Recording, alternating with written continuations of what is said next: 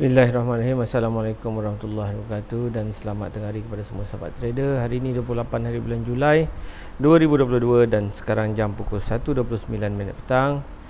Kita nak buat sikit analisis ulang kaji semalam dulu ulang kaji mapping semalam. Kenapa ianya gagal? Di mana silapnya supaya kita dapat belajar yang pertama. Dan saya minta maaf semalam sebab saya terlepas pandang satu perkara setelah saya teliti malam tadi.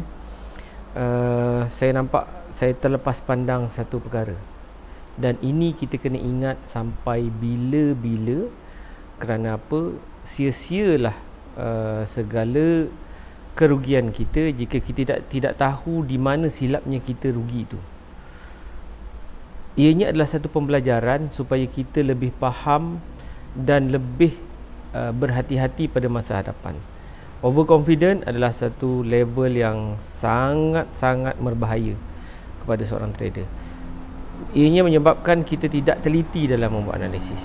Itulah yang berlaku semalam, di mana kita, bagi saya, saya telah melakukan satu kecuaian di mana saya mengabaikan satu SOP yang sangat penting. Okey, kita tengok kita tengok semula apa yang berlaku semalam sebagai kita punya pembelajaran. Okey. Supaya ianya kita faham bahawa kerugian kita itu tidak sia-sia, dan ianya memberikan pulangan yang berbaloi kepada kita dari segi ilmu. Dan kalau kita untung pun, kita tak tahu kenapa kita untung pun, ianya adalah satu benda yang sia-sia sebab kita tak dapat belajar daripada situ. So kita tukarkan pivot, time frame pivot kepada monthly. Saya nak tunjukkan sesuatu. Apa yang berlaku semalam adalah simple aja, simple. Ini pergerakan semalam. Awalnya, ini adalah semalam. Kemarin price dah naik sehingga ke M2, level M2 monthly, dan kemudian price dah breakout. Price dah breakout di M2 di sini. Dan kemudian price naik sepanjang hari semalam, bukan sepanjang hari lah, separuh hari semalam. Kemudian dia turun dan retest M2. Sepatutnya kita tahu di M2 ni ada rejection untuk monthly, dan price naik sehingga ke R1. Dalam video semalam saya dah cakap yang price besar kemungkinan untuk pergerakan time frame monthly boleh sampai ke R1. Tetapi waktu buat mapping saya lupa untuk follow up balik benda ni, untuk tengok balik dengan teliti. Jadi saya minta maaf pasal semalam. So kalau kita lihat malam tadi ketika FOMC, price naik lagi sehingga ke R1 dan tak berjaya breakout, dan kemudian pagi ni dia turun lebih kurang dalam, dia membuat penurunan lebih kurang dalam berapa pip? 90 pip. Okey. Jadi mana arah hari ni? Kita kena ikut juga SOP macam biasa.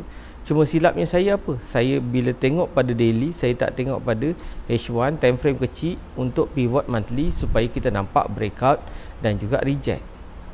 Kalau kita nampak benda ni, kalau kita tengok benda ni secara teliti, mungkin saya tak terlepas pandang. Okey, kita ikut dulu SOP macam biasa. Tandakan pivot point. Tandakan pivot point monthly. Ini wajib. Kemudian kita tandakan range harga. Kita tandakan range harga. Kita tandakan range harga.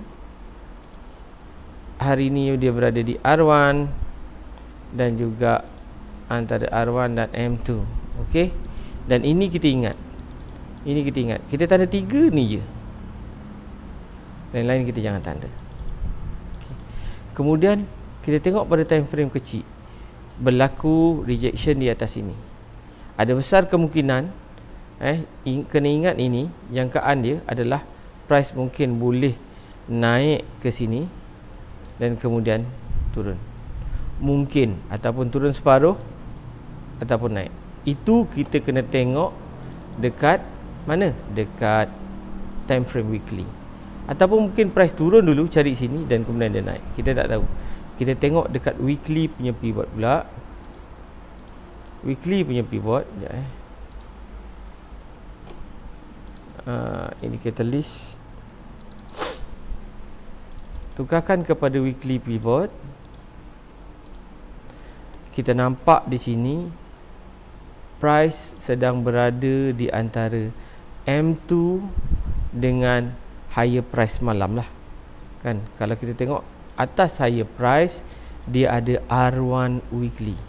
Okey, dan kemudian kalau kita tengok pivot point berada di bawah. Okey, pivot point berada di bawah.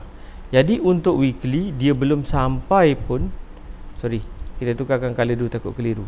Untuk weekly dia belum sampai pun dekat R1 dan dia sedang test M2. Untuk weekly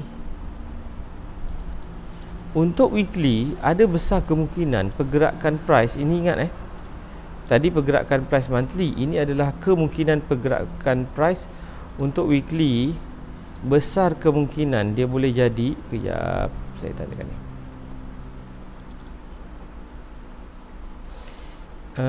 Dia boleh jadi dia akan reject di M2 ini, dia naik sampai ke R1. Kalau dia berjaya break pivot point ini, pivot R1 untuk monthly, dia akan naik dan kemudian dia akan membuat penurunan. Mungkin, kita tak tahu, ataupun kita punya jangkaan dia ataupun dia break M2, dia akan turun ke bawah lagi sehingga ke pivot point, sehingga ke pivot point, dan kemudian dia akan naik mencari R1. Ini adalah jangkaan untuk weekly punya pergerakan. Okey, kita lihat pula kepada daily. Kita lihat pula kepada daily, apa yang berlaku, dan apa yang akan berlaku. Sekejap Okay.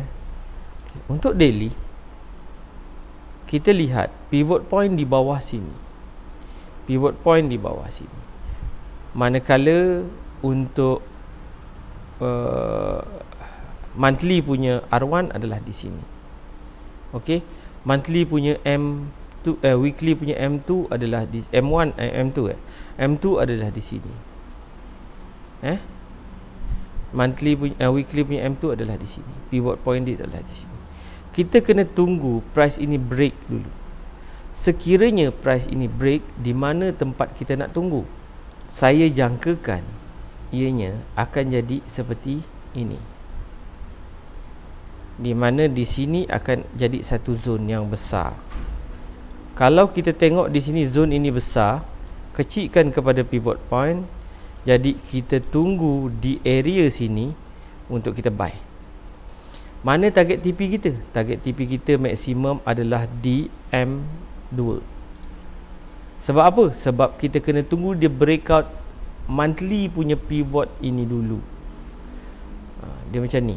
Okay, dia turun sampai sini, kita buy, dan kemudian kita jadikan di sini bawah sini sebagai TP.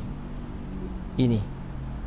Kalau dia test, dia tak lepas ini, selepas dia breakout, dia test bawah ni, dia tak lepas, dan kemudian dia mungkin akan turun bawah lagi. Dia turun bawah lagi sampai mana? Kita nak kena jangkakan. Kalau dia turun bawah lagi, besar kemungkinan dia boleh sampai mana? Sampai ke S, antara S1 dan S2 ni. Di sini adalah tempat untuk kita buy. Okey, itu adalah jangkaan kita. Okey, sekiranya dia tak break sini, dia tak break, apa kita nak buat? Takkan kita nak kejar dia. Yang nak kejar tu, yang biasa kejar tu terpulang lah. Tapi kat mana kita nak standby? Kita standby di atas sini. Kalau tak break, kita boleh sell, dan kalau tak break di R1 ini juga kita boleh sell. Okey, agak rapat-rapat kita punya apa, jangkaan pergerakan kita ni agak rapat sebenarnya. Jangkaan pergerakan kita ni agak rapat. Tapi tak mustahil dia naik sampai sini dan dia akan turun ke bawah. Tengok dia sampai mana dulu. Tolong tengok dia sampai mana dulu, dan kali ni kita pastikan dia betul-betul berada di zone. Berada di zone, barulah kita break. Di sini boleh jadi satu zone sebab kita ambil higher price semalam. Higher price semalam.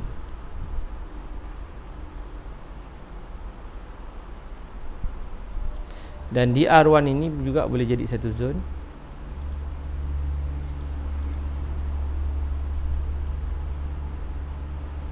Okey. Ini adalah zone-zone yang anda kena lihat. Saya buka harga.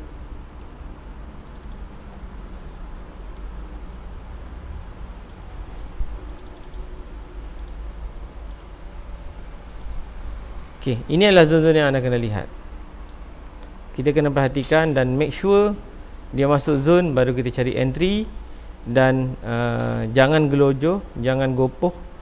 Kita pastikan dulu pergerakan dia yang mana, pastikan masuk zone, barulah kita cari entry. Dan sabar dalam menunggu. Dan paling penting kita kena tahu, patuhi SOP dan belajar daripada setiap kesilapan kita. Belajar daripada setiap kesilapan kita dan pastikan kesilapan dan kerugian itu berbaloi dengan pengetahuan kita kenapa kita silap. Itu yang paling penting. Kenapa kita silap? Di mana kesilapan kita? Kita perbaiki pada masa hadapan. Akhir kata, saya minta maaf di atas segala kekurangan dan juga insya-Allah kita cuba perbaiki daripada masa ke masa. Okey? Ingat, sentiasa ingat apa yang selalu saya pesan, kerugian itu akan bernilai jika kita tahu di mana kita rugi dan mengapa kita rugi.